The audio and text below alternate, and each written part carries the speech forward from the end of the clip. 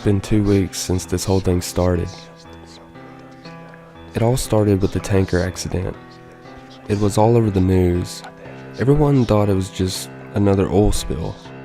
There were plenty of volunteers, plenty of people wanting to help with the poor defenseless animals, plenty of victims. Within hours of the tanker accident, it started happening. The animals had gone crazy. They were scratching and biting the cleanup volunteers.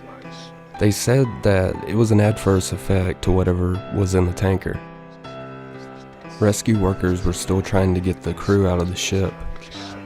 They could hear screaming inside, screams to open the doors, but that's when it all went to hell, as soon as they cut the door out. There was 6 minutes of broadcast before it went silent. 6 minutes of screaming and agony. The ship crew attacked the rescue workers like rabid baboons, breaking bones and tearing flesh.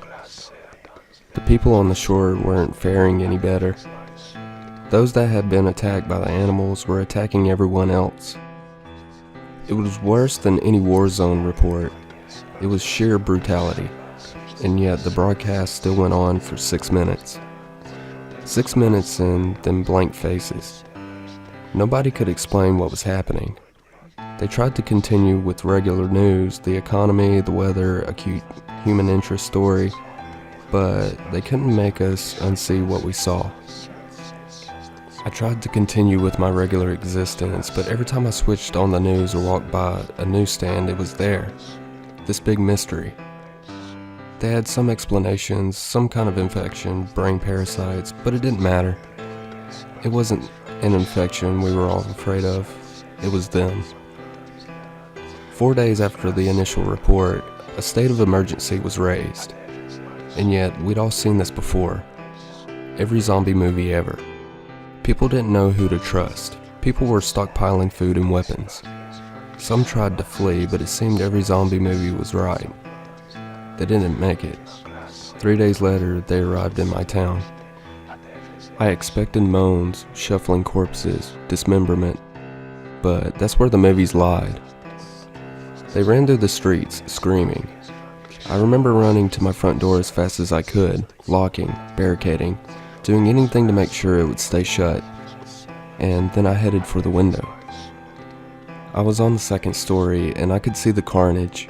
They were unstoppable. They were aware. A group of them made their way through a building across the street. They jumped straight through the plate glass windows. Even the shards slicing through them made no difference. They just kept coming. My barricade wasn't going to hold. I rushed around my flat, grabbing supplies and jamming them into the most secure room of the flat. I went back for one last look across the streets, and I wish I hadn't. In a second-story window, my face met one of theirs. They knew where I was. I quickly dashed into the room and locked the door.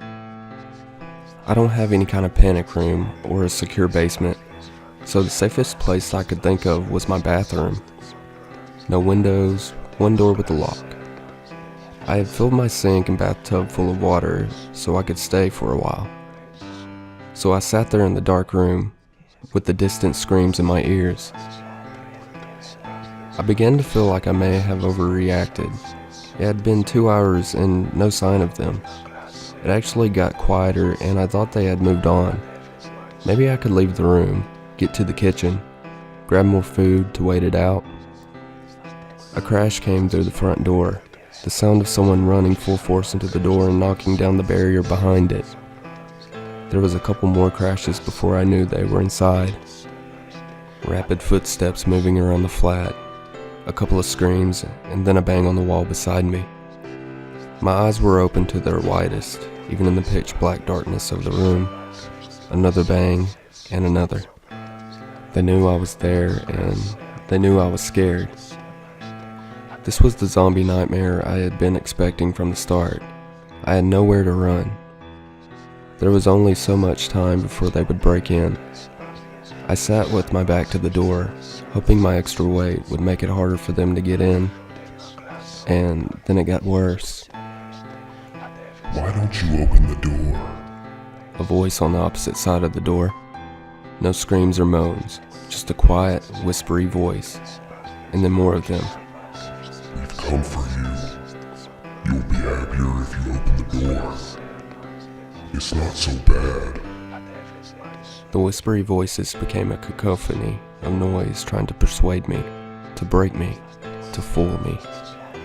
I had heard that the moaning of zombies would drive people insane, but this was worse, a siren call.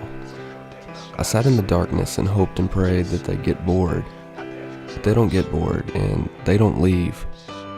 I managed to use the mirror to peek under the door, only to be greeted by horrible, unblinking eyes, blood-smeared faces, screams, and more horrible whispers. That was 2 days ago. I don't know what to do anymore. Maybe it won't be so bad.